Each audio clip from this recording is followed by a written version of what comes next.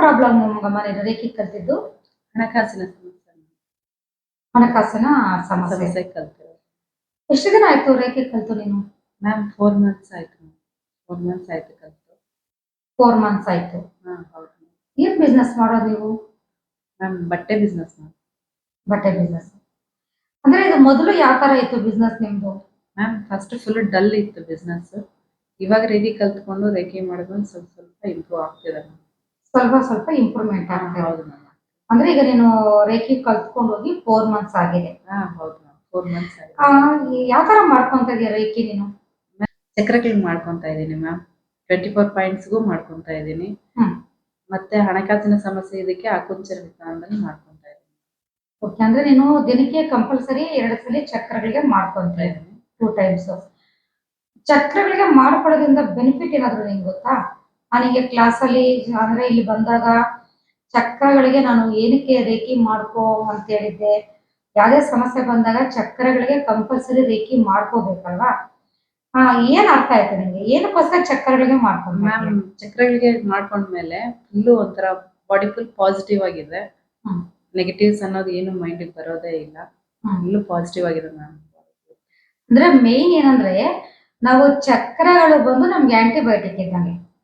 ಈಗ ಯಾವುದೇ ಒಂದು ಸಮಸ್ಯೆಗೆ, ಈಗ ಉದಾಹರಣೆಗೆ ನಾವು ಡಾಕ್ಟರ್ ಹತ್ರ ಹೋದಾಗ ಏನಾಗುತ್ತೆ, ನಾವು ಒಂದು ಜ್ವರ ಅಂತ ಹೋಗ್ತೀವಿ, ನಮ್ಗೊಂದು ಆಂಟಿಬಯೋಟಿಕ್ ಕೊಟ್ಟು ಜ್ವರದ ಟ್ಯಾಬ್ಲೆಟ್ ಕೊಡ್ತಾರೆ. ಇಲ್ಲ ನಾವೊಂದು ನೆಗಡಿ ಅಂತ ಹೋಗ್ತೀವಿ, ಒಂದು ನಮ್ಗೆ ಆಂಟಿಬಯೋಟಿಕ್ ಕೊಟ್ಟು. ಅಂದ್ರೆ ಇಲ್ಲಿ ಮೇನ್ ಚಕ್ರಗಳು 24 ಪಾಯಿಂಟ್ ಏನಂದ್ರೆ ನಮ್ಮ ದೇಹದಲ್ಲಿರುವಂತಹ ಪಾಸಿಟಿವ್ ಎನರ್ಜಿಯನ್ನ ಇನ್ಕ್ರೀಸ್ ಮಾಡುವಂಥದ್ದು. ಯಾವಾಗ ನೀನು ಚಕ್ರಗಳಿಗೆ ಮಾಡಿಕೊಂಡು ಹಣಕಾಸಿನ ಸಮಸ್ಯೆಗೆ ಮಾಡ್ಕೊಂತ ಇರ್ತೀವೋ ಅವಾಗ ನಿನಗೆ ಏನಾಗುತ್ತೆ ಅಂದ್ರೆ ಹಣಕಾಸು ಏನಕ್ಕೋಸ್ಕರ ನಿಂಗೆ ಲಾಕ್ ಆಗಿದೆ ಅಂದ್ರೆ, ಈಗ ನೀನು ಅನುಭವಿಸಿದಂತ 3 ಇಯರ್ಸ್ ಇಂದ ನಿನ್ ಪ್ರಾಬ್ಲಮ್ ಅಂತ ನಂಗೆ ಹೇಳಿದೆ. 3 ಇಯರ್ಸ್ ಇಂದ ನಿನ್ ಬಿಸ್ನೆಸ್ ಅಲ್ಲಿ ಲಾಸು ಹಣಕಾಸಿನ ಸಮಸ್ಯೆ ಅಂತ ನೀನು ಏನಂತ ಬಂದಿದ್ಯೋ ಅದಕ್ಕೆ ರೀಸನ್ ಏನಿರುತ್ತೆ, ಅದರ ಮೂಲವನ್ನೆಲ್ಲ ರೇಖೆ ಏನ್ ಮಾಡುತ್ತೆ, ಆ ಚಕ್ರಗಳಿಂದ ಎಲ್ಲ ಹೊರಗಡೆ ತೆಗೆಯುತ್ತೆ.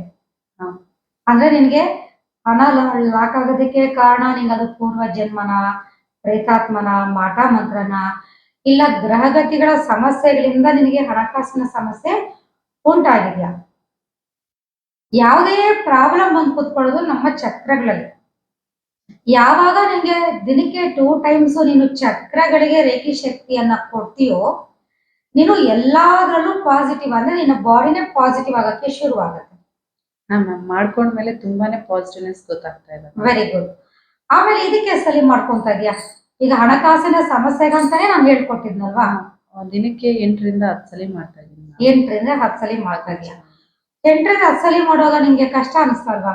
ಮ್ಯಾಮ್ ನಾನು ಅದಕ್ಕೆ ಸಪ್ರೇಟ್ ಆಗಿ ಟೈಮ್ ಅಂತ ಏನು ಇಟ್ಟಿಲ್ಲ.